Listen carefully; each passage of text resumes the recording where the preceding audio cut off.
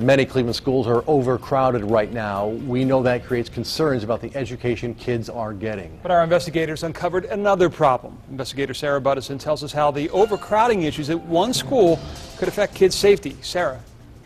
John Paul, every room has an occupancy limit set by the fire marshal. That includes public school classrooms. We found one Cleveland high school where there were so many kids in a room, the school was violating state code. My class alone is anywhere from 45 to 50, depending on any given day. With this many kids in a class, teaching is tough.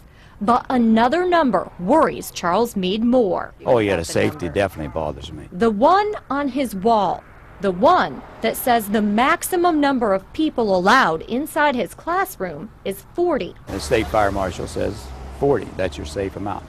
Not 50 or 45 or 46, but 40. Chuck teaches at James Ford Rhodes High School, and some of his students say their other classes are even more crowded. How many kids are in your science class? 56.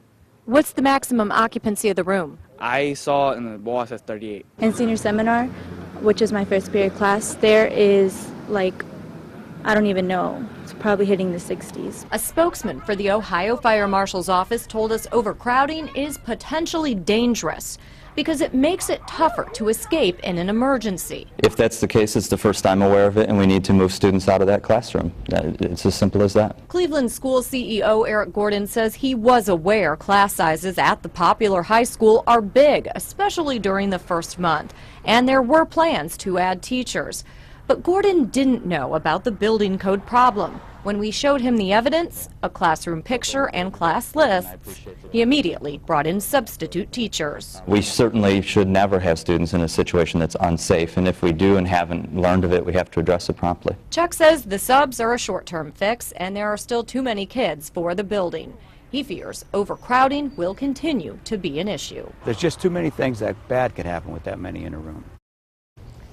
Eric Gordon also sent reminders to every principal to check for building code violations, and he says he plans to meet with staff to find out why he wasn't told about the problem earlier. This isn't over yet. A source told me a lot of teachers are angry about overcrowding and plan to complain about it at Tuesday's Board of Education meeting. On your side, I'm investigator Sarah Buttison, News Channel.